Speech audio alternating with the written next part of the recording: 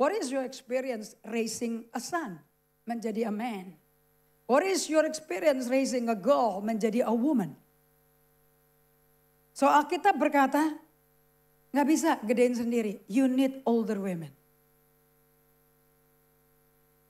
So di dalam bukunya, karena dia mengalami intimidasi, trauma, dia takut salah megang anaknya. Anaknya 2 putra. Satu menjadi pemain musik dari satu gereja di Southern California. Mereka tinggal di Texas, Austin. Tapi ternyata mimpinya dia mau jadi anaknya menjadi pemain NBC, basketball yang terkenal, yang ditepuk-tepuk tangan sama orang sebagai hasil bahwa pembesaran dia, penggedean dia, anak-anak ini berhasil. Makanya dia tulis, kondisi anakmu nggak menjamin bahwa maminya beres. Anakmu mau jadi prodigal son, anakmu jadi anak terhilang, tidak menentukan kondisi rohani mamanya. Anak bisa memilih jalannya sendiri kalau sudah besar. So author Rhonda Stoppi thought she was prepared to be a great mom. Ternyata dalam usia teenager, anak yang sulung yang laki-laki mengalami seizure, sakit ayan. Sehingga dia tidak bisa apa-apa, 4 tahun hidup tergantung obat.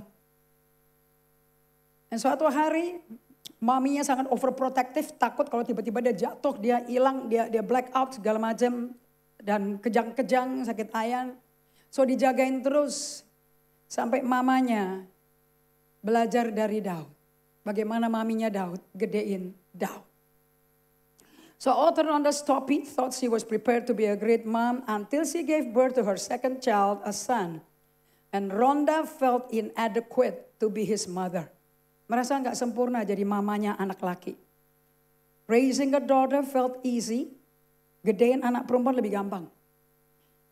Raising a son felt intimidating.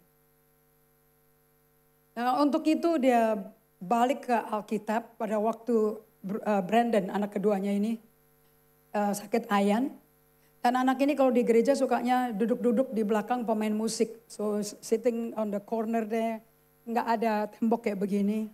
And dia duduk, dia ngeliatin orang main musik. Today mimpi maminya nggak terjadi menjadi pemain basketball. Today dia punya dream dipenuhi. To be a worshiper. Menjadi pemain musik dan penyembah Tuhan. And he's the happiest father. Sekarang Rhonda Stoppi cucunya 15. Dia sudah pakai topi Oma, topi penulis, pengarang buku, pembicara, mentor bagi banyak perempuan-perempuan di seluruh dunia. See, bagaimana pelayananmu di keluargamu bisa membuka pintu untuk kalian terbang tinggi bagi Raja Wali. You don't need to desire a pulpit. Gak perlu mengingini mimbar panggung pakai mikrofon, gak perlu. Kalau kamu bisa dihormati oleh anakmu di rumah, karena setiap mami, Rhonda Stoppi berkata, dari anak kecil sudah harus menerima hormat dari orang tuanya. Makanya jangan manggil anakmu di tempat umum, sini. That's not respecting, honoring the child. Mau laki, mau perempuan. Tapi anak sudah dilatih hormati orang tua dari kecil.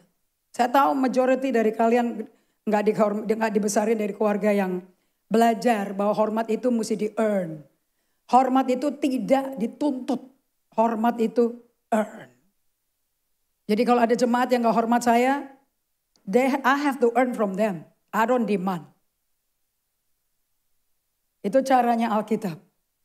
Dan tidak ada jalan lain kecuali kamu berbuah roh. Gak ada jalan lain. So Paulus berkata kepada muridnya Titus. Di ayat 11 kita katakan sama-sama supaya firman-Nya terukir di hati kalian semuanya. Baik bagi yang single maupun yang sudah kawin. Karena kasih karunia Allah, apa itu kasih karunia Allah? Kemampuan Allah yang memampukan kamu mentaati semua firman yang tidak mungkin kamu taati. Tapi Tuhan bikin kamu taati. Ada amin? Right? Kalau kamu ikut pelajaran hari Kamis, gak ada orang itu sabar, lemah lembut, panjang sabar, baik, peramah, penuh penguasaan diri. Gak ada di kita sama sekali, 0. Tapi yang ada di kita, kalau kita berdiam di kaki Tuhan, Rabi kita Yesus Kristus. Tiap hari, sesering mungkin. Semakin kita diinfus oleh hadiratnya, diinfus oleh hadiratnya yang adalah kasih. Karena Allah adalah kasih, ada amin. So waktu kasih masuk terus, kasih itu sabar. Kasih itu baik. Kasih itu lemah lembut. Kasih itu peramah. Jadi kalau Anda kasar, Anda cuek, Anda sama sekali nggak mau tahu, bukan urusan gue. Basically you don't have love. Jadi kalau Anda mau tahu orang itu nggak ada hubungan sama Allah, gampang. Lihat aja perlakuan satu sama lain. How you treat others akan menentukan how is your relationship with God. Karena hukum Allah cuma 2. Yesus ringkas semuanya. 66 buku Alkitab kita diringkas 2 hukum. Apa itu hukumnya? Kasihlah Tuhan Allahmu dengan segenap hatimu, segenap jiwamu, segenap kekuatanmu, segenap pikiranmu, segenap tubuh. Jadi tidak ada perubahan dimulai dari tubuh, selalu dari hati.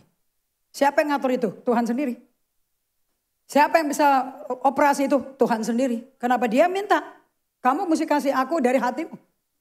So if hati kamu salah, the rest tidak akan beres. Akibatnya kamu mengasihi hukum kedua yang setara, setimbangan sama hukum pertama. Katakan hukum kedua, kasihlah sesamamu seperti engkau mengasihi dirimu sendiri. Ditambah Yohanes 13 ayat 34-35 sebelum Yesus memberi diri pergi ke Getsemani untuk ditangkap sama Yudas Iskariot. Dia berkata, perintah baru kuberikan padamu. Kasihlah sesamamu seperti aku mengasihi kamu.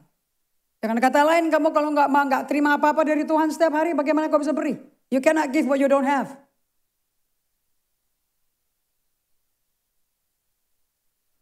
Apa? Oke, so we are back. Tapi semua jemaat Bali nggak tahu, karena mereka tahunya sudah off. Oke? Kita baca kembali ayat 11 dan 15 dari Titus 2. 2, 3. Karena kasih karunia Allah yang nyelamatin semua manusia udah nyata. Oke? Thank God, saya nggak selamat karena kekuatan saya selamat karena kasih karunia Allah. By grace through faith. Ada amin? Efesus 2 ayat 8. Saya nggak diselamatin pendeta, saya nggak diselamatin bintang film manapun, saya nggak diselamatin keluarga saya diselamatin oleh kasih karunia Allah. Ada amin? Efesus 2 ayat 1-8 nggak bisa, nggak ngerti. That's our life. Okay? Karena kasih Allah, kasih karunia Allah, the gift, the grace, ini bahasa Inggrisnya grace nih. Yang menyelamatkan semua manusia. Mana ada orang manusia, oh saya bertobatnya gara-gara Ibu Indri. Kamu salah doktrin. Gak ada orang selamat utang budi sama orang. 100% yang mati di kayu salib Yesus. Yang bangkit dari kematian Yesus, bukan saya. Ada amin? Iya, kasih karunia Allah itu ngapain? Yang nyelamatin kalian. 2, 3. Ia mendidik kita supaya kita meninggalkan kefasikan. So saya mau tanya, kalau kamu fasik sebelum bertobat, setelah kasih karunia Allah bekerja karena imanmu dalam pemberitaan Injil, itu kasih karunia ngapain di kamu? Liburan di Bali? Ngapain? Ya, 1, 2, 3. Kasih karunia Allah itu mendidik kita. Nah saya mau tanya pada kalian, kenapa pakai kata iya? Berarti seorang pribadi dong. Right? Orang pribadi kan? Nah kasih karunia Allah itu siapa pribadinya? Diwakilkan oleh siapa? Bukan dong. Itu Yesus dong. Kamu gak tahu ya kerjaannya Allah Tritunggal. Buka 2 Korintus 13 ayat 13. Nah itu kelihatan tuh. Saya mesti tanya-tanya, kalau enggak saya nggak tahu ini umat yang ngaku selamat kalau mati ke surga katanya. Kata siapa ya? Alkitab aja nggak pernah jaminin kamu ke surga. Alkitab jaminin surga ada di bumi. Dan diam di dalam kamu. Dan kamu hidup dengan otoritas surga yang kamu jalani. Karena kalau kamu tidak tunduk pada Allah, kamu nggak bisa mendapat otoritas Allah. 2 Korintus 13 ayat 13. Ini doa pendeta semuanya, namanya benediction.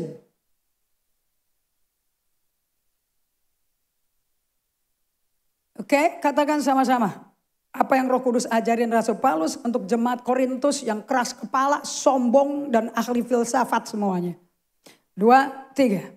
Kasih karunia siapa? The grace of Jesus, the love of God, and the fellowship koinonia of the Holy Spirit. Yang bikin kamu merasa, aku rasa hadirat Tuhan. Dia dekat sama sekali. Aku kalau nyembah nyanyi satu lagu langsung rasanya hangat dekat. Itu Roh Kudus yang hadir. Karena Yesus dan Allah Bapa di surga. Betul apa tidak? Bukankah Kamis kemarin Yesus kembali ke surga? So siapa yang ada di bumi? Rohnya. Makanya Roma 8:11 berkata siapa? Barang siapa tidak punya Roh Kristus tidak dimiliki Allah. So Roh Kudus adalah seal, meterai, jaminan, DP. Uang muka, you belong to God. Kau milik Allah. Dan setan paling takut sama Roh Kudus yang ada di dalam kamu. Do you read the Bible? Book by book, man. Kalau udah 13-14 tahun jadi Kristen, bahkan pelayanan di panggung gak tahu buka Alkitab. Aduh, I don't know where you gonna be. Oke, ulang lagi. 2, 3. Kasih karunia Tuhan Yesus Kristus dan kasih Allah dan persekutuan Roh Kudus menyertai kamu sekalian. Apa berkat dari Allah melalui pendetanya setelah kelar ibadah? May the grace of Jesus and the love of God the Father and the fellowship of the Holy Spirit be yours. Itu lebih kaya daripada kamu dikasih uang 100 juta hari ini. 100 juta akan habis kalau pengeluaranmu per bulan 20 juta. 5 bulan bokek kamu. But when you have the grace of God, apa yang impossible bagi manusia akan tidak mustahil bagi kamu. There's no impossibility bagi orang yang hidup dengan the grace of God. Tapi yang nempel sama orang kaya, yang nempel sama orang berduit, yang nempel hanya sama keluarga yang kasih duit. Satu hari itu keluarga mati, you die itu, man. Jadi kalau engkau mendapat pertolongan uang dari keluarga, it doesn't mean that's the grace of God. Tapi kalau dari yang apa yang kau tabur 10 tahun yang lalu dan kamu tuai hari ini. Secara mujizat. Dari orang yang kamu gak kenal. Tapi orang yang diutus Tuhan. Itu akan membuat kamu tahu. God is faithful with the word. Tuhan itu setia dengan firman-Nya. Aku gak lagi pegang, gak lihat muka-muka orang. Aku lihat kata Tuhan. Karena manusia tidak hidup dari roti saja. Tapi dia setiap perkataan yang keluar dari mulut Allah Bapa. Ini ada ayatnya gak? Tuhan ngomong? Ada Tuhan ngomong? Di mana? Itu jawaban Yesus di padang gurun bukan? Itu ada kitab ulangan bukan? Why don't you open the Bible? Saya kepingin lihat murid di sini, saya nggak kepingin lihat penonton. Oke, di mana ayatnya? Sedikit testing. If you are really a disciple of Jesus. Karena kamu pintar sekali ngeritik orang, menjelekkan orang, tapi kamu nggak bisa membangun orang because the word is not in you. Firman gak ada di dalam kamu. Di mana ayatnya? Matius 4. Lukas 4. Ulangan 8. Yes, satu orang berdiri. Buka Alkitabnya. Mohon dikatakan. 1, 2, 3, berdiri. What are you looking for? Kan terjadinya hanya ada di padang gurun waktu dicobai sama setan kan? Udah dapat? Siapa yang udah dapat ya? Ya berdiri yuk. Yuk, mohon berdiri. Ya.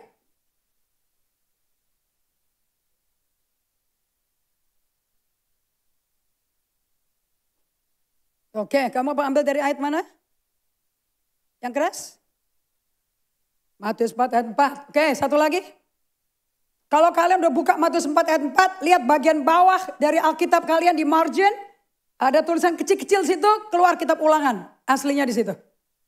That's how you read the Bible. That's how you study the Bible. Gak usah ke sekolah kitab. Get used to the Bible. Buka Matius 4 ayat 4, lihat di bagian bawah, di margin. Ada tulisan kecil-kecil, ayat-ayat kecil situ?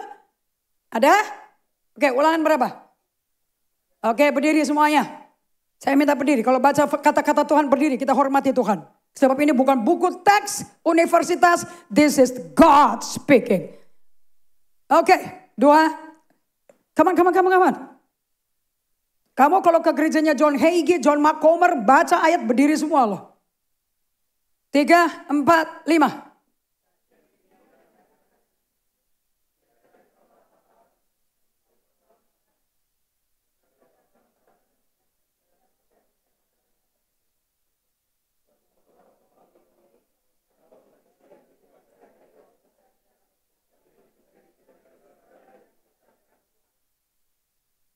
Ulangan berapa? Ayat. Referensinya di mana? Yesus pakai itu enggak sebagai senjata? Saya kira-kira Yesus 30 tahun itu diisi firman semua atau diisi STH, gelar STH? 30 tahun buat Yesus loh. Kamu udah jadi penganut agama Kristen berapa tahun? Setan itu real ya, iblis itu hidup loh. Dan iblis hanya bisa dikalahkan dengan firman, bukan dengan lagu. Iblis gak takut sama lagu. Iblis takut sama firman. Balik ke Matius 4 ayat 4. Buka ke ayat 13-nya.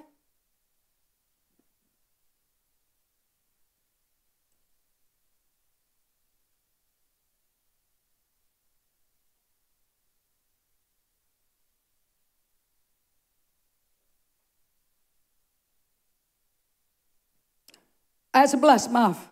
Ayat 11. Kalau Lukas 13. Oke, katakan sama-sama. 2, 3. Lalu iblis meninggalkan dia dan lihatlah.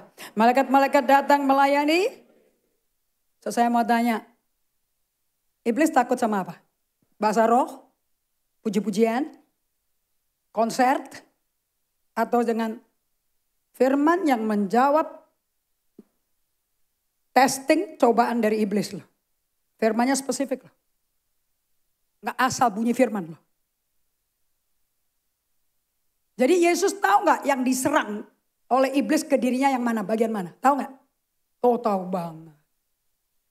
Berarti firman adalah pedang bukan? Dan setelah dia mentaati bapaknya, mengikuti apa yang bapaknya katakan pada dia, apa yang Roh Kudus katakan. Yesus nggak sendirian ya sama Roh Kudus loh. Saya mau tanya pada kalian semuanya. Setelah selesai ujian itu, 3 macam tes ya. Kalian yang masuk kursus EHS, yang belajar buku EHS, tahu 3 ini yang akan ditonjok pada kalian. Atau yang dibikin kamu jatuh.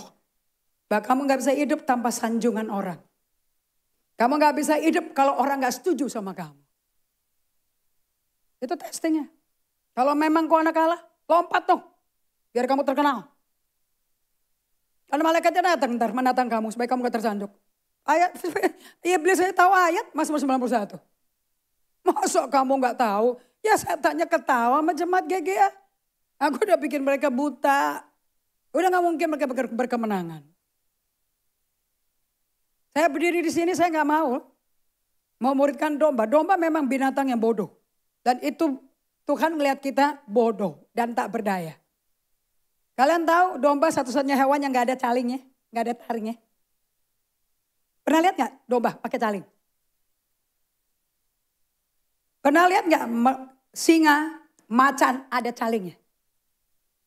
Bisa bela diri gak dia? Bisa nyerang gak? Si domba terserang.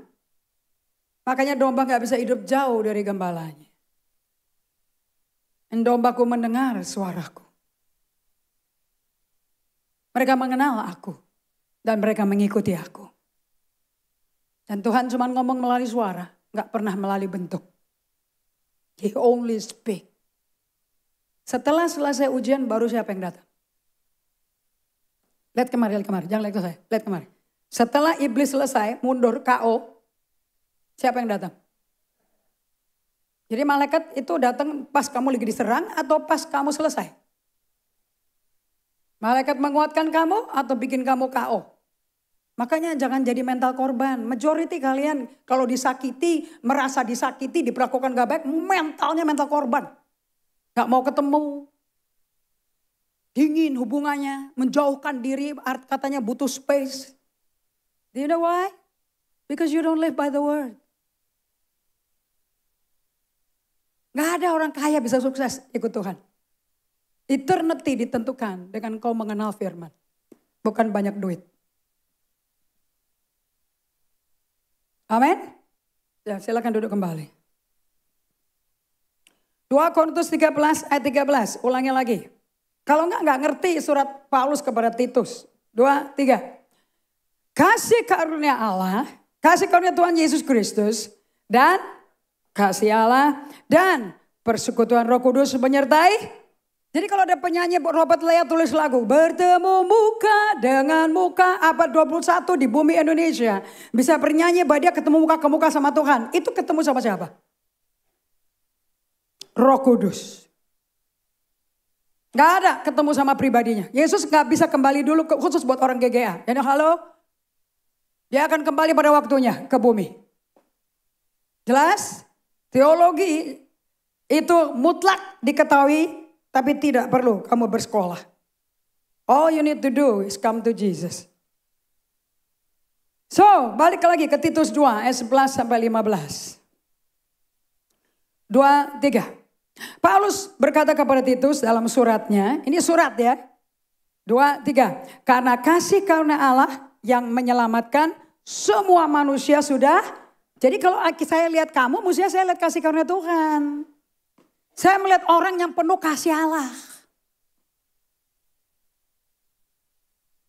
Oke? Iya. Iya. Siapa itu iyanya? Allah Bapa, Yesus atau Roh Kudus? Hah? Yesus. Ia mendidik kita supaya kita meninggalkan. Jadi kalau engkau selamat lahir baru karena kasih karunia oleh iman mau di dalam Injil. Saya mau tanya, yang bikin kamu stop berdosa itu siapa? Kasih karunia. Apakah kasih karunia seorang pribadi? Yes. Bentuknya adalah, sumbernya adalah Yesus. Kasih karunia Yesus kan? So sumbernya siapa? Yesus. Wujudnya siapa di bumi? Roh kasih karunia. Right? Zakaria 2, Ibrani 10 ngomong the spirit of grace is a person.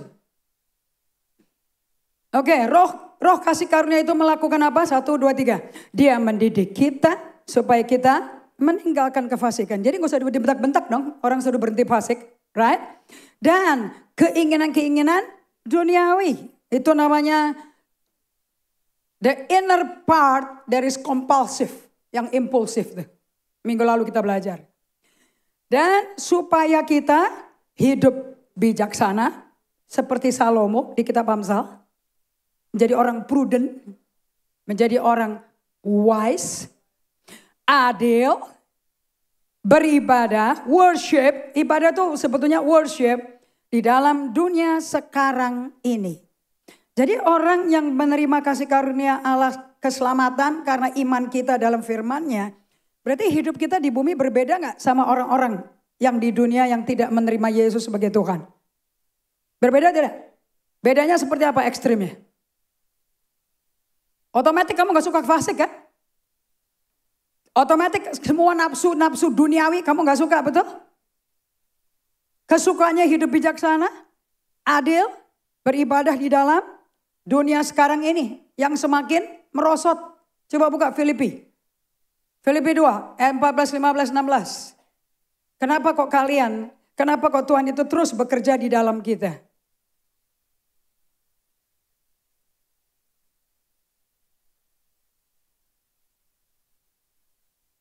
Filipi 2 ayat 12, 13 kamu sudah hafal. Kenapa Paulus ulang-ulang terus mengatakan ini, saudara-saudara yang kekasih. Senantiasa kau taat karena itu tetap mengerjakan keluar. Mesti pakai bahasa Inggris. Work out your salvation. Dengan takut dan gentar, work it out. Karena Allah lah. Bukan aja waktu Paulus hadir, jangan cari muka sama aku. Tapi terlebih pula sekarang, waktu aku justru absen, kamu hidup. Dengan mengerjakan keluar apa yang Roh Kudus kerjakan di dalam kamu. Dari mana? Jawabannya itu ayat 13. Mana lidah murid? 2, 3. Karena Allah lah yang mengerjakan di dalam kamu. Baik kemauan maupun pekerjaan menurut relanya. Bagaimana orang berubah, bertobat dari kefasikan, dari keinginan dunia, dari nafsu duniawi. Bagaimana? Allah yang kerja. Siapa Allah itu yang kerja di dalam kamu? Roh Allah, Roh Kudus, Roh Kristus. Betapa kita gak ada dayanya tanpa Roh Kudus. Gak ada perjanjian baru. Umat perjanjian baru 100% umat yang hidup karena Roh Kudus, oleh Roh Kudus, kepada Roh Kudus. Tanpa berbahasa roh. Because Roh Kudus orang pribadi, bukan karunia. Dia pribadi yang memiliki macam-macam kado. Tapi kadonya gak nyelamatin. Pribadinya nyelamatin.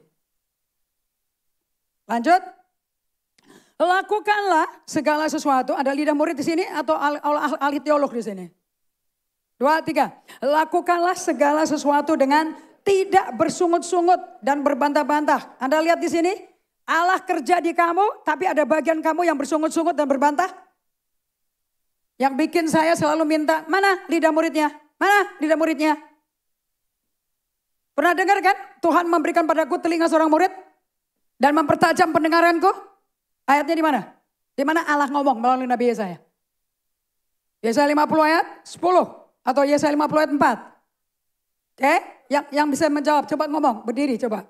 Hormati, apa kata Tuhan? Tuhan kalau ngomong pasti dia genapi, nggak mungkin enggak. Ya, siapa yang tadi ngomong Yesaya 50 ayat 4? 2, 3, katakan. Kamu gak usah buka lama. Ngomong aja, dengerin yang satu ini cukup. Kalian tulis aja di rumah, baca sendiri. Masa seminggu sekali mau jadi murid? Itu mah murid sekolah kalau cuma bisa nyatet. Kalau yang Yesus lakukan tuh murid yang dibentuk dalamnya, batinnya menjadi Kristus. Nah itu murid yang betul-betul. Kalau cuma nulis-nulis di kertas, kamu cuma pengumpul informasi jadi netizen doang kamu. GGA nggak producing netizen. Upload, blast ayat buat apa? Buat kamu jadi kayak gitu, pasti kita punya Instagram kosong deh. Oke, silakan baca yang sudah berdiri tadi. Yang keras ya. Jadi apa kita sudah given by God, diberi oleh Tuhan cuma-cuma telinga murid dan lidah murid? Is it given? Atau mesti beli? Given. Kalau dikasih cuma-cuma nggak dipakai namanya apa? Orang yang abuse. Melecehkan kebaikan Tuhan. Orang yang gak ada cinta sama Tuhan. You understand? Oke. Ya, ayat 14 Filipi 2. Kamu suka ya dikasih tahu kayak gini, kamu suka ya? Belajar kayak gini kamu suka ya? Tapi kalau cuma sibuk sekali kurang, mesti setiap hari. Yesus mengajarkan 12 rasulnya tiap hari loh. Enggak seminggu sekali loh kayak gini. Nanti pulang ngurusin utang, ngurusin anaknya nggak lulus, uang sekolah belum lunas, hilang semua yang diajarin. Nggak jadi kehidupan. Filipi 2 ayat 13, 14 sampai 16. 2, 3. Karena Allah lah yang mengerjakan di dalam kamu baik kehendaknya maupun pekerjaan menurut. Jadi di dalam kita ada kehendak kepingin melakukan pekerjaan Tuhan dengan rela. Siapa yang kerjain tuh? Roh Kudus. Ayat 14. Dan kalau Allah kerjain di dalam kamu ya. Kamu lakukan segala sesuatu dengan tidak bersungut-sungut. Jadi apa yang Allah kerjain di dalam kita mesti keluarin gak? Itu namanya murid Kristus. Bagaimana ada catatan? Ini dihidupi. Ini sama kayak orang pilates, sama kayak orang senam, kayak orang les berenang, sama. Bagaimana mau jadi perenang kalau nggak pernah nyemplung air, hanya kerjanya nyatet. Ada 17 macam gaya renang. Apakah keluar dari ruangan itu bisa berenang? Ada 17 macam gaya naik sepeda. Sepeda lipat, sepeda listrik, sepeda kuno, sepeda rem kaki. Terus dicatat semua, pulang. Dikasih sepeda bisa genjot. Atau jatuh. Hilang keseimbangan. Ingat ya, ini bukan sekolah minggu ya. This is a church. Gereja lokal adalah tempat di mana Yesus membangun jemaatnya, alam maut tidak akan menelan. Kalau kamu bolak-balik kena problem terus, perkawinan problem, stres, depresi, mau bunuh diri. Itu kamu alam maut menguasai kamu. Gak bisa ngampuni, susah ngampuni, setan menguasai kamu. Karena kalau kamu betul-betul muridnya dimuridin Kristus, gak mungkin. Kamu akan seperti Kristus dimuridin Bapaknya. Disakitin, difitnah, dikhianati orang, ditipu orang, dirampok uangnya. Satu saudara seiman, satu kersel. Ampuni. Berapa kali ngampuni? 70 kali 7 kali per hari. Itu kalau nggak balik ke Tuhan Yesus yang kasih perintah itu nggak akan bisa. Nah itu namanya pemuritan. So ini kalau ini gereja nggak melatih kamu bagaimana ngampuni musuh kamu. Dan kamu datang ke SLSL, datang ke semua kortim nangis di bahunya mereka. Aku sakit, aku luka. Karena aku diperlakukan gitu. Terus kamu elus-elus dia, kamu nggak akan bikin dia menjadi pemenang loh. Nggak mungkin.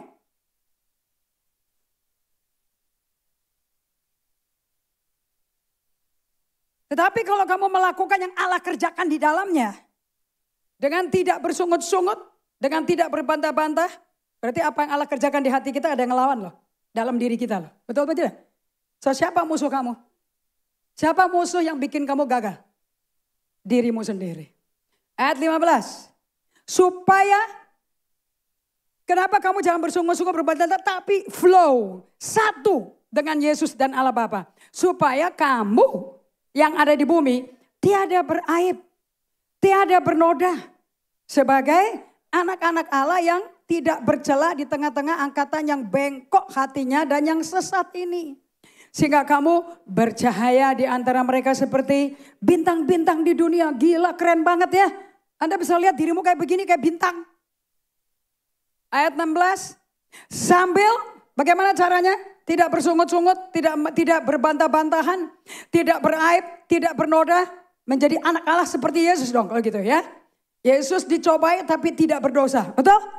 Nah, sehingga kita seperti bintang di dunia. Caranya gimana? Ayat 16, katakan sama-sama. Sambil berpegang pada firman kehidupan. Apa yang dipegang? Nomor handphone pendetanya? Nomor WhatsApp pendetanya? Atau firman kehidupan? Sayang, Alkitab kalian, majority dari kalian Alkitab ini buku teks loh. Bukan firman hidup. Ini napas orang loh nih. Kalau kamu saya kirim surat, saya kasih kartu. Waktu kamu baca itu kartu, itu kamu ketemu indri atau ketemu tulisan? Ketemu dua-dua, betul? Tulisannya indri, betul apa tidak? Yang kamu mendengar perasaan indri atau kamu mendengar suara lain? Atau nggak dengar suara apa-apa? Mendengar suara kan? Suara si penulis, betul apa tidak? Makanya surat pribadi itu sangat spesial. Right? Lihat. Sambil berpegang pada firman kehidupan karena Allah hidup. Agar aku dapat bermegah pada hari Kristus bahwa aku tidak percuma loh berlomba dan tidak percuma loh bersusah-susah. Tetapi sekalipun darah dicurahkan pada korban dan ibadah imanmu, aku bersuka cita. Dan aku bersuka cita dengan kamu sekalian. Dan kamu juga harus bersuka cita demikian. Dan balik ke PowerPoint please. So, gak gampang ya belajar Alkitab ya. Satu buku mesti dibaca semua ya. Karena pribadi yang nulis sama. Dan surat itu untuk mengenal karakter dia. Bukan untuk hafalan. Saya gak gitu suka kuis ayat. Saya suka orang yang mengenal hatinya Tuhan saya. Dan bisa mengungkapkan hatinya dengan kata-katanya Tuhan. Itu saya suka tuh. Kayak kamu ceritain pacar kamu. Tahu gak dia kalau ngomong begini? Tahu gak dia kalau ngomong begini? Kamu cuma representatifnya Tuhan kok. But kita lebih dari representatif. Karena dia bersatu sama kita. Menjadi satu kesatuan. Dia di dalam aku di dalam dia, firman-Nya di dalam aku. Sehingga kita selalu berbuah dan buahnya tetap. Orang bisa ketemu Yesus melalui kamu loh, melalui saya loh. Bukan melalui khotbah, melalui perjumpaan pribadi. Kalau belum dialami, mulai spend time sama Yesus. Mulai bikin waktu duduk dengan dia. Duduk dengan firman-Nya. Dan izinkan dia ngomong ke kalian. Minimum 1 hari, 1 jam. Being with the word. Minimum 1 hari berdiam. Just dialog sama dia. And tell him how much you love him. Tidak usah nyanyi. Just talk to him. So di Titus 2 Paulus ngajarin kepada ibu-ibu yang lebih tua. Karena kasih karunia Allah menyelamatkan semua manusia. Berarti akan nyelamatin semua anak-anaknya. Betul apa tidak? Nah nanti kasih karunia Allah itu akan mendidik kita semua, satu keluarga. Supaya kita meninggalkan kefasikan. Keinginan duniawi, serakah, nafsu. Supaya kita hidup bijaksana, adil dan beribadah di dalam dunia sekarang ini. Dengan menantikan penggenapan pengharapan kita yang penuh bahagia. Dan penyataan kemuliaan Allah yang maha besar dan juru selamat kita, Yesus Kristus. Semua ini kamu hidupin ya supaya nanti pas ketemu Yesus Kristus kamu tuh bahagia. Ini firmannya cocok gak dengan penginjilan para pendeta? Terima Yesus kalau mati ke surga, cocok gak nih? Ayat 13 cocok gak? Hidup di bumi, terima aja Yesus, baptis Islam, kelar. Yang penting kamu ke gereja, nyumbang, nanti kalau mati lu ke surga. Ada ayatnya? Hah? Nanti namanya di plakat di gedung GGA. Penyumbang gedung ini. Thank God loh, ini gedung gak dibangun sama satu donatur miliarder. Gak ada satupun.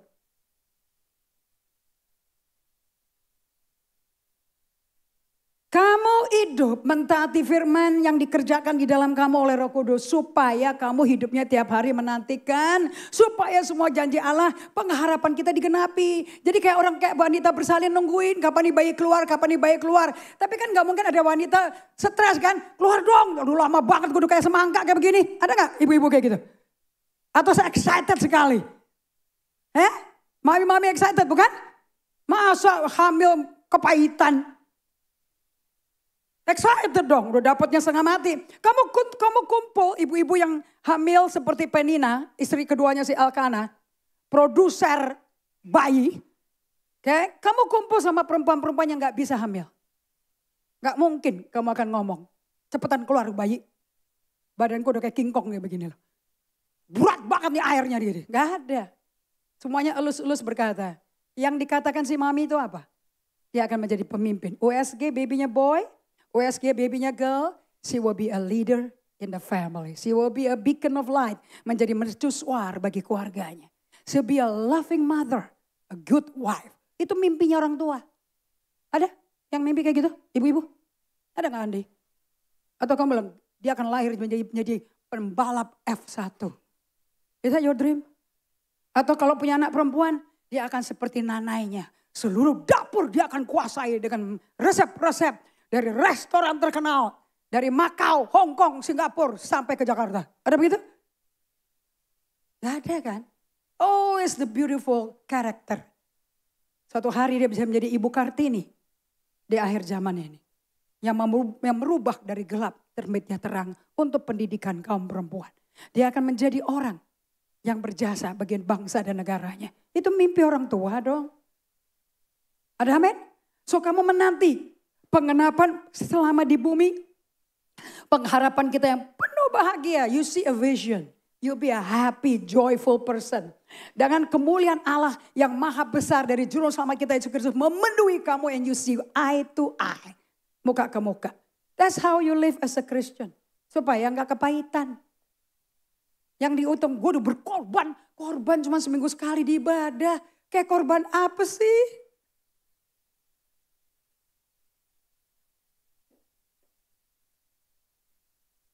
Siapa yang korban di gereja? Siapa?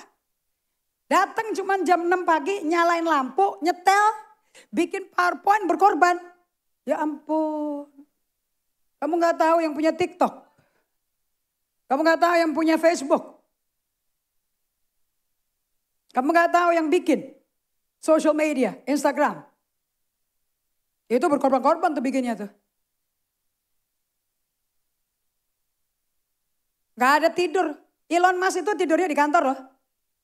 Kamu mau punya pendeta tidurnya di gedung ibadah ini? Kenapa? Mencari muka Tuhan. Begitu. Hah? Gak ada tuh. Karena Allah-Allah yang bekerja di dalam kita. Bisa gitu. Kamu bisa di WC, kamu bisa di mobil, bisa jalan kaki, di tepi kali Kuningan. Masuk ke Ranch, Farmers Supermarket. Selalu dia kerja terus, gak pernah pensiun Tuhan. Because he's a living cell. He's a living being. Ada amin? So ayat 14. Yang telah menyerahkan dirinya bagi kita. Untuk membebaskan kita dari segala kejahatan. Dan untuk menguduskan bagi dirinya suatu umat. kepunyaannya sendiri, yang rajin berbuat baik. Wow, beritakanlah semua itu, Titus. Nasihati itu ibu-ibu tua itu, om-om tua itu, yang rambutnya udah putih dan dicat-cat. Yakinkanlah orang dengan segala kewibawaanmu, Titus. Jangan ada orang anggap kamu rendah karena dia masih muda. Ini namanya pemuritan. You want to have a son? Gedein anak menjadi orang kayak begini. Because bagaimana kau menjadi lebih penting daripada kamu melakukan kerjaan. Oh, anak saya dokter, anak saya pengusaha, anak saya yang punya bank, anak saya yang punya pabrik. Itu apa yang dia punya. Satu hari akan mati, gak dibawa kemana-mana. Tapi karakter dia siapa? Itu dikenang dari generasi ke generasi. Itu yang diminta oleh Tuhan. Itu namanya tugas orang tua. So Paulus menasihatkan kepada Titus dan menjadi penasehat daripada Ronda Stoppi. Berdasarkan Titus 2 ayat 3-4. Saya mau menjadi mentor bagi ibu-ibu yang semuanya hidup butuh guru dan contoh. Karena tidak ada universitas pernikahan. PMC sama gembalamu, saya cuma kasih buku bagaimana engkau mendengar orang yang sukses pernikahannya. Mempraktekkan hidup pernikahan yang berhasil. Di tengah-tengah bencana dalam hidup yang mereka telah lalui. Supaya kamu dapat intipan dari mereka. Saya yang menyuguhkan. But you are the one yang jalanin. Dan kalau Tuhan bekerja di dalam kamu. Apa yang kau jalani bersama Tuhan. Gak mungkin kesesat. Gak mungkin perceraian. Ada amin. Paulus juga mengajarkan kepada Timotius. Timotius. Mentor itu penting. Jadi kalau sudah jadi oma, bukan berarti berhenti jadi ibu rumah tangga. Sekarang ada cucu yang Anda mesti didik. Paulus berkata, Timotius, ingat loh, kamu itu imannya tidak dimulai di gereja GGA di Treasure Land. Imanmu diperoleh pertama-tama oleh nenekmu, Lois. Kemudian ibumu yang nerusin, Yunika. Dan yang aku yakin hidup juga di dalam dirimu. So saya mau tanya, apakah iman itu diwariskan? Is it a legacy? Apakah iman itu legacy? Atau Mercedes-Benz, BMW, rumah di Mangga 2. Mangga 2 lagi gak ada rumah ya. BSD di Alam Sutra. Semua materi-materi itu legacy. No. Faith, itulah yang diwariskan. Anda boleh mati gak masalah. Anakmu akan bergaul sama Tuhan. Tuhan akan piara mereka. Ada amin? So, kita lihat siapa sih. Bagaimana para rasul memuridkan murid-murid Kristus. Ternyata peranan keluarganya besar ya. Betul apa tidak? Peranan daripada oma dan mamanya Timotius besar ya. Gak tergantung gembala Paulus kan? Gak tergantung rasul Paulus. Apa tergantung papa mamanya? Tergantung omanya. Oh, this is the real church. Ini gereja yang sejati. Menjadikan murid bukan tugas gembala yang dibayar pakai persembahan tiap minggu. No. Menjadikan murid is the responsibility dari orang tua. 4 angkatan. Karena 4 angkatan dosa diwariskan. 4 angkatan dosa dihancurkan dan keselamatan datang ke keluarga itu. Ada amin? So kita belajar dari ibu-ibu di Alkitab. Saya bangun jam 3:30 tadi pagi. Karena saya tidur jam 10 tadi malam. Pulang dari airport langsung saya ngeletak. 3:30 saya bangun, saya tanya, who is the biblical mothers in the Bible? Satu yang saya bangga adalah Yochebed. Yochebed adalah mamanya Musa. Kita baca sebentar ya. Keluaran 2 ayat 9. Keluaran 2 ayat 9. Daripada nonton Netflix, mendingan kamu nonton firman Tuhan. Film hidup. Bagaimana menghasilkan putra-putra yang bersejarah bagi dunia. 2, 3. Maka berkatalah putri Firaun kepada ibu itu. Bawalah bayi ini dan susukanlah dia bagiku. Maka aku akan memberi upah kepadamu. Kemudian perempuan itu mengambil bayi itu dan menyusuinya. Ketika anak itu telah besar, kira-kira 3-4 tahun. Kalau saya lihat ibu-ibu biasanya menyusui sampai 2 tahun. Is that right? Karena kalau udah 2 tahun giginya udah keluar semua. Kasihan maminya men. Cincak maminya ntar. Betul gak Nat? Atau kamu sampai 4 tahun? Atau yang Musa 4 tahun nih.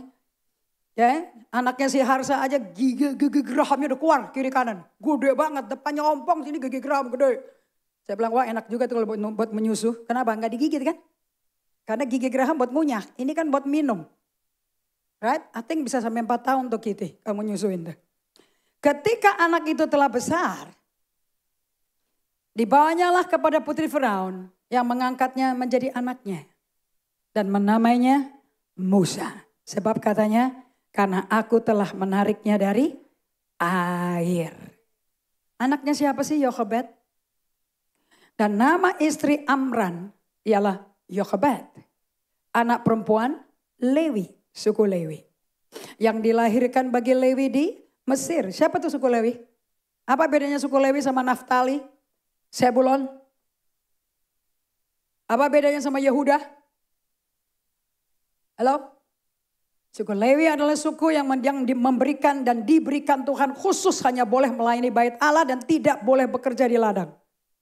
Oleh sebab itu mereka nggak punya warisan berupa tanah pusaka. Warisan mereka adalah Tuhan sendiri. Syarat untuk menjadi imam besar di perjanjian lama di tabernakel Musa harus suku Lewi yang di dalam. Anda ingat Daud? Pada waktu dia melihat Obed Edom, rumahnya diberkati karena dia menampung kotak itu.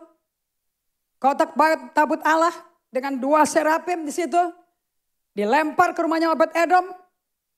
Ingat? Kemudian tempatnya itu sangat makmur. Dan Daud balik lagi untuk mengambil tabut Allah. Karena itu lambang Allah. Apa yang dilakukan oleh Daud? Dia belajar kitab Taurat. Kenapa kok sampai itu tabut Allah sampai jatuh ke rumahnya Obed Edom? Karena bunuh anak buahnya. Kok bisa dibunuh? Kok bisa membunuh Allah? Karena diangkat dengan caranya Daud, bukan caranya Tuhan. God is holy. Allah itu kudus. Allah gak kudus karena kamu nyanyi kudus loh. Karakternya kudus. Dipisahkan, tidak bisa diperlakukan seenaknya sendiri.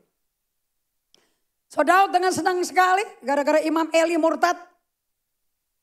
Mereka mengalami yang namanya Ikabod. Kemudian Allah meninggalkan Israel. Kemudian Daud mengambil dari orang Filistin bait tabut Allah itu. Dia bikin mobil baru, kereta baru. Dia bawa sapi yang paling prima untuk menggotong tabut itu. Ternyata kereta sapinya kepleset, patah. Merosot tabutnya itu. Dipegang sama anak buahnya, mati langsung. Daud belum pernah kenal Tuhan sedalam itu. Dibuang, ditinggal di rumahnya Obed Edom. Ternyata Obed Edom sangat makmur. Tapi yang kedua kali Daud pinter. Dia belajar dari kesalahan. Dia belajar di kitab Taurat. Oh, gak boleh pakai mobil baru, gak boleh pakai kereta baru. Mesti orang Lewi yang pikul. Dan harus pakai pole, pakai batang kayu, diusung di bahu. Dia balik ikuti perintah Tuhan. Kemuliaan Allah kembali ke Yerusalem. So you should know. Musa bukan dari keluarga sembarangan. Darahnya adalah darah pelayan bait Allah. Anak perempuan Lewi yang dilahirkan bagi Lewi di Mesir. Dan bagi Amran perempuan itu melahirkan Harun, Musa, Miriam. Saudara mereka yang perempuan. Saya mau kasih tahu pada kalian. Mungkin gak maminya si Musa, Yochebed, gak berdoa. Karena mereka tawanan, budak di Mesir. Atau maminya berdoa di tengah-tengah siksaan fisik sebagai budaknya Firaun. Mungkin gak? Baca Ibrani 11 ayat 24. Anda kalau mau tahu tuh kisah kayak begini, hidupnya seorang ibu yang dipisahin dari anaknya. Lihat, yang nyelamatin itu doa mamanya. Gak pernah berhenti mamanya berdoa. Ibrani 11 ayat 24. Yuk, katakan sama-sama dengan lidah muridmu. 2, 3. Karena iman maka Musa setelah dewasa menolak disebut. Iman timbul dari pendengaran akan firman-Nya siapa? Kristus, bukan Yesus, Kristus. Yesus yang bangkit dari mati namanya Kristus. Yang hidup yang ngomong, yang sudah mati nggak ngomong lagi. Are you hearing me? So, saya mau tanya, apakah Musa, maminya Musa bikin keranjang dari pandan yang dikasih aspal supaya nggak masuk ke dalam air, supaya airnya nggak masuk ke keranjang itu. Waktu Yochebed bikin keranjang itu, apakah dia berdoa? Apakah dia dengar Tuhan? Yes, of course. Seluruh anak laki-laki dibunuh. Yes or no? Semua yang lahir dari perempuan-perempuan Yahudi, budak-budak itu, bukankah ada 2 bidan Mesir? Setiap anaknya laki bunuh, betul atau tidak? Kalau perempuan biarin, yes or no? Dan satu ibu berkata, terlalu elok wajahnya. Dan Roh Kudus bekerja di dalam dia. Jangan dibunuh, jangan dibiarin ditangkap, ngumpat, bawa lari. Dan dia dikasih tahu Tuhan, bikin keranjang. Pakai ter, itu ter itu aspal. Supaya nggak masuk air. Dan taruh di sungai Nil. Siapa? Seorang pelindung, mentor daripada Musa. Mamanya. Hari mama, hari ibu. Nggak main-main loh. A praying mom is a saving mom. Don't become a complaining mom. Kalau nggak ada masalah, you will not be praying. It's good to have problem, so you pray. And hear God. Dan dengar Tuhan. Hidup tanpa mendengar Tuhan, tanpa ada masalah, daging akan bersebantah-bantahan dan bersungut-sungut. It's good to fall into all kind of trial. Berbagai orang yang jatuh dalam berbagai pencobaan. It's God. Dan doanya maminya membuat satu bangsa Israel dilahirkan dan dilepaskan dari cengkeraman Firaun Mesir because of prayer daripada Yochebed. Dan pada waktu dilepaskan dia liatin terus. Dan Tuhan kerjakan, responi imannya si Yochebed. Dibikin hatinya putri Firaun melembut dan mengasihi baby itu. Dan putri Firaun tersenyum, pasti anak orang Ibrani. Dan dia angkat dan dia berkata, ini putraku. Dikasih nama Musa. Kemudian muncul Miriam di tengah-tengah belukar tanaman di sungai. Dan dia berkata kepada putri Firaun, ibu butuh ada yang menyusui? Yes, aku butuh orang yang bisa menyusui. Kasih ke aku. Biar dia disusui. Aku tahu siapa yang bisa menyusui. Dia gak ngomong maminya.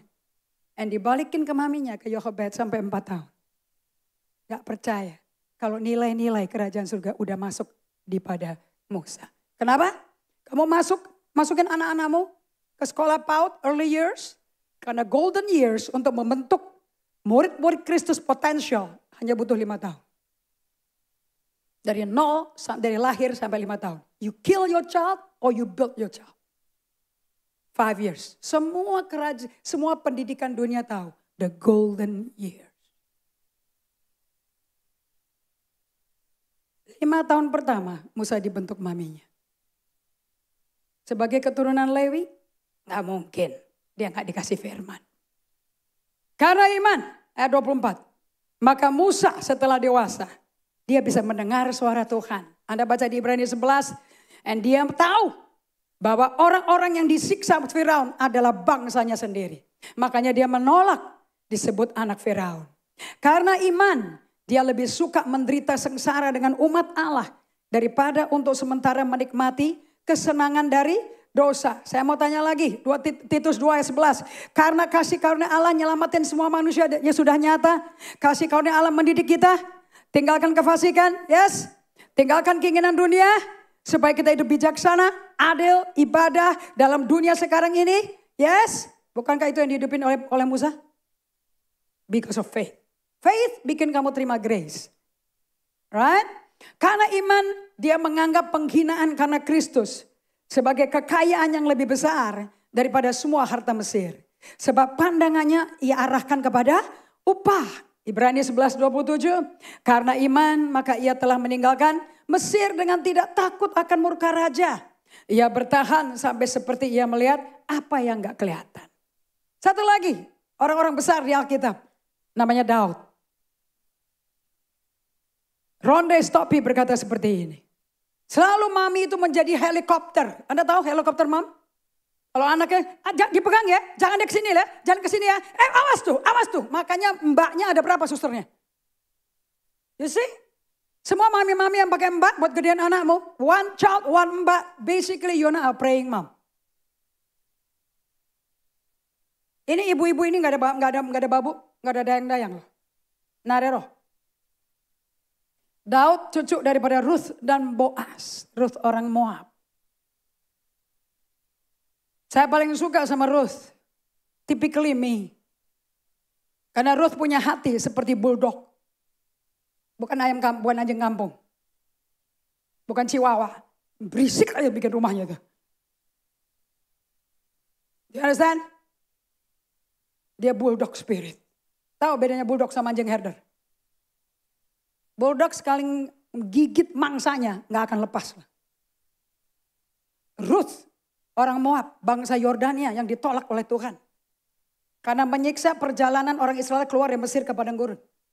Dikutuk ini bangsa. Kawin sama anaknya Naomi sama Elkanah. Mereka pindah semua ke Moab, mati tiga-tiganya. Tinggal janda kepahitan namanya Naomi. Dan perhatikanlah Daud berdoa kayak gini. Berarti yang gedein dia siapa nih? Karena nama maminya gak pernah ada di Alkitab. Right? Perhatikanlah dan kasihani aku ya Tuhan. Kuatkanlah dan selamatkan aku. Sebab seperti ibuku, aku pun berbakti kepadamu. Saya ambil dari terjemahan BAS, bahasa Indonesia. Sederhana. So, siapa yang didik Daud? Maminya. Kamu kalau kasih mbokmu, kecuali kamu didik mbokmu untuk didik seperti kamu. Mesti senada, gak bisa macam-macam caranya. So, saya mau kasih tahu pada kalian. Rhonda Stoppi dia berkata seperti ini. Saya biasanya menjadi helikopter mom.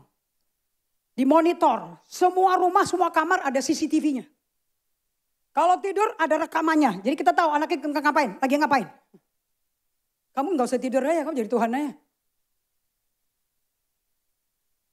Zaman ini gak ada CCTV kan?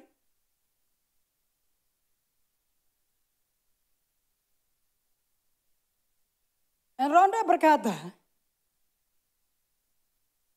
di 1 Samuel 17 ayat 33. Waktu Saul berkata kepada Daud, gak mungkin engkau dapat menghadapi Goliat si orang Filistin itu untuk melawan dia. Sebab engkau masih muda. Sedang dia udah sejak dari mudanya telah menjadi prajurit. Tapi Daud berkata kepada Saul, hambamu ini biasa mengembalakan kambing domba ayahnya. Ya kerjanya cuma pengembalan kambing domba ayah. 2-3 ekor laginya. Apabila datang singa atau beruang yang menerkam seekor domba dari kawanannya. Maka aku mengejarnya singa dan beruang yang menangkap seekor domba bapakku. Menghajarnya, lepaskan domba dari mulutnya. Kemudian apabila ia berdiri menyerang aku. Maka aku menangkap janggutnya, lalu menghajarnya dan membunuhnya. Baik singa maupun beruang telah dihajar oleh hambamu ini, Saul. Dan orang Filisti yang tidak bersunat itu, dia akan sama seperti salah satu daripada binatang itu. Singa sama beruangnya kalah, segede gini, mana mungkin kalah, mana mungkin meleset. Dia akan sama seperti salah satu daripada binatang itu. Karena ia telah mencemooh barisan daripada Allah yang hidup. Pula kata Daud, Tuhan yang telah melepaskan aku dari cakar singa dan cakar beruang. Dia akan melepaskan aku dari tangan orang Filistin ini. Kata Saul kepada Daud, pergilah Tuhan sertai engkau. Apa kata Saul? Apa kata Saul? Enggak dengar, apa kata Saul? Pergilah Tuhan menyertai engkau. Apa kata Saul? Tuhan menyertai engkau. Yang belakang yang penting. Gak bisa ngutus orang tanpa disertai Tuhan. So, dengan kata lain si Saul mendengar penjelasan daripada Daud. Dia ini anak kecil masih muda loh. Maminya gak pakai mbak ART loh. Bahkan maminya berkata, ajarin dia, suruh ngadepin singa. Suruh ngadepin beruang. Kalau enggak ototnya gak berdiri, gak bisa bergerak imannya. Apa-apa dilindungi. Jadi orang lemah, lumpuh. Suruh ketemu singa. Suruh ketemu beruang. That's how you raise a man. Suatu hari dia kawin, dia punya problem. Gak ada mama lagi bisa bantu. Majority orang Tionghoa sampai kawin punya cucu tetap dimodalin loh. Wow. Makanya di gereja mau bikin murid Kristus, mau jadi leader di sini, nggak ada gua. Aku cuma dapat tempe oncom. tahu halus, tahu Jepang, oncom. Isinya jamuran tok. Kamu tahu kan oncom itu jamur, yang warna oranye itu. Itu jamur. It's not healthy. Kamu mau ngomong ini ya? Kamu bersaksi ya? Aduh gak bisa. Kamu bersaksi, kamu ngomong gini, gak bisa. Kenapa? Digenjorin, dibilang aku kepahit, apa aku benci, aku keras. Padahal ngelatih kamu. Itu sih pendidikannya mamanya Daud. Ada suster namanya dia waktu ngadepin singa. Ada pelatih sirkus. Atau Tuhan menyertai dia. Maminya modelin gak bagaimana bergaul sama Tuhan tiap hari? Boleh aktif di panggung sini. Tapi yang ini cuma sehari 45 menit. Yang di rumah dari Minggu ke Senin ke Selasa ke Rebo apa? Gereja gak nyari artis rohani loh. Gereja mencari murid Kristus. Kalau kita bikin artis rohani, duitnya GGA berapa persen bayar artis terus, mahal. Masa saya khotbah suruh bayar artis? Are you hearing me? Only mother can do this. Ruth orang Moab mendapat the best man di Bethlehem. Bukan best man, pendamping cowok. The best of the best husband. Dan saya senang sekali di Mazmur 86 ayat 16 ternyata maminya yang ngajarin dia. Dan suatu saat, ini tergantung ya pakai ayat ini. Dari orang kepahitan yang khotbah atau orang yang pemenang yang khotbah. Approach-nya dia beda. Saat Daud berpisah dari ayah ibunya, Daud sudah berakar dalam Tuhan. Yes or no? Yes or no? Right? Mazmur 27 ayat 10. Sekalipun ayah dan ibuku meninggalkan aku. Jadi udah biasa gak ditinggal orang tuanya? Allah memelihara aku. Jago nih maminya. Berhasil pendidikannya. Ini baru muda. Ini baru mama. Ini baru papa. Wah, anak kok didandanin dengan merek dari mall semua. Tapi gak bisa ngapa-ngapain anaknya. Cuman suruh nyanyi. Ya ini kan bukan sekolah minggu, bukan sekolah belajar nyanyi. Kenal Tuhan. Tunjukkanlah aku kehendak-Mu ya Tuhan. Waduh, aku punya anak kayak begini masa muda. Aku pensiun lang dini. 67 tahun aku udah duduk-duduk. Bangga dengan cucuku dan anak-anakku. Tunjukkan aku kehendak-Mu ya Tuhan. Bimbing aku di jalan yang lurus sebab musuh-Mu amat banyak. Saya mau tanya pada kalian semuanya. Kamu pengen gak punya anak kayak gini? Kepengen gak punya putra kayak gini? Saya salut sama Pak Agun. Pengen gak punya putra kayak gini? Ngomongnya dekat sama Tuhan. Dialog langsung sama Tuhan. Gak perlu kan panggil pendeta? Doain dong. Sisipin aku dalam doamu. Emang aku tukang pos? Satu lagi. Sarah sebagai penutup ya. Saya kagum sama Sarah. Tapi gak bisa kagum kalau stop di Kejadian 18. Tapi saya baru kagum pada waktu baca suratnya Petrus. Makanya nunggu orang sampai jadi orang itu memang lama. Pewahyuan itu lama. God works slow. Tuhan kalau kerja pelan. Bukan pelan-pelan. Waktunya. Bukan waktu kamu. 1 Petrus 3 ayat 1. Begitu juga kalian istri-istri. Berarti mami-maminya anak-anak dong. Harus tunduk kepada suami. Supaya kalau di antara mereka ada yang gak percaya kepada berita dari Allah. Kelakuanmu dapat membuat mereka jadi percaya. Jadi bagaimana suami yang berontak sama firman. Gak hormat gereja, gak hormat namanya Tuhan, ateis lah. Bisa gak dimenangkan oleh istrinya? Melalui ayat-ayat yang dia hafal atau melalui kelakuan. Firman yang sudah menjadi buah. Kelakuanmu dapat membuat mereka jadi percaya loh. Dan tidak perlu kalian mengatakan apa-apa kepada mereka. Gak perlu khotbah ke suami. Haleluya. Ayat 2, mana lidah murid? Sebab mereka melihat kelakuanmu yang murni dan saleh. Ini diulang-ulang ini. Berarti penekannya di mana? Kelakuannya atau Injilnya mesti dihafalin. Jadi kalian yang keluarganya berantakan, yang belum berhasil sampai abad ke-25. Kira-kira salahnya siapa? Salah siapa? Salah istri bukan? Karena nggak berdoa. Aduh, saya udah ngajarin practicing the presence of God. Buku EHS, itu semua buku doa. Doa is the key. Doa akan membuat kalian bikin surga ke bumi, ke kasus kamu. Doa bikin kamu nggak gosip.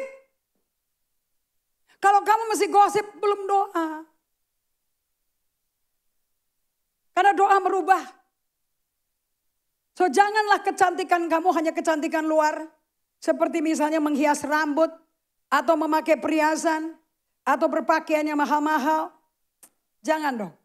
Sebaliknya, mana lidah muridnya? Hendaklah kecantikanmu timbul dari dalam batin. Budi pekerti yang lemah lembut, tenang. Itulah kecantikan abadi yang sangat berharga. Menurut lensa pandangan Allah, bukan pandangan orang. Dengan cara inilah pada zaman dahulu wanita-wanita beragama yang berharap pada Allah mempercantik diri dengan tunduk pada suami mereka. Sarah pun begitu juga. Ia taat kepada Abraham dan menyebut dia tuannya. Anda tahu kan? Tuanku suruh aku bohong bahwa aku ciciknya bukan istrinya. Gila ya? Keren kan?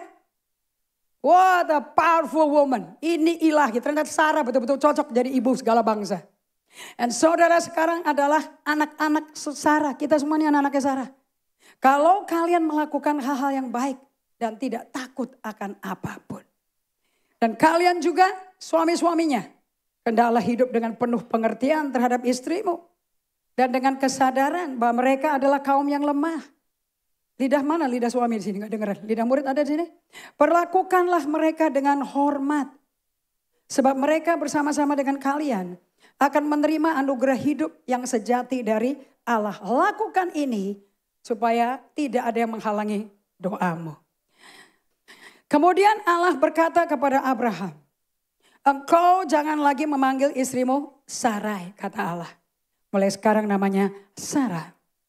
Aku akan memberkatinya. Dan ia akan melahirkan seorang anak laki-laki yang kuberikan kepadamu. Ya, aku akan memberkati Sarah. Dan ia akan menjadi ibu leluhur bangsa-bangsa. Di antara keturunannya akan ada. So keturunan Abraham itu raja-raja atau orang-orang sakit luka batin, kepahitan, kerasukan setan, disakiti sama suami, ditipu sama suami. Atau raja-raja. Raja berkelakuan berjalan dengan otoritas Tuhan. Tapi tidak bisa terjadi sampai orang tuamu, sampai mama-mama, papa-papa berdoa. So hari ini saya sangat diberkati, saya spend time sama Yohan sama Ria. Mereka mengalami badai yang berat secara ekonomi. Semenjak COVID ya. Semenjak COVID. Kalau ngomong di gereja GGA ada keluarga yang gak punya uang, ada. Bahkan datang ke ibadah pun setengah mati. Bukan gak ada waktu. Semua biaya terkunci. Dan di tengah-tengah kesusahan itu bikin keputusan sendiri tanpa doa. Masalah lebih besar lagi terjadi. Tapi sementara saya berduduk sama mereka berdua di NES. Saya gak banyak ngomong kecuali mendengar.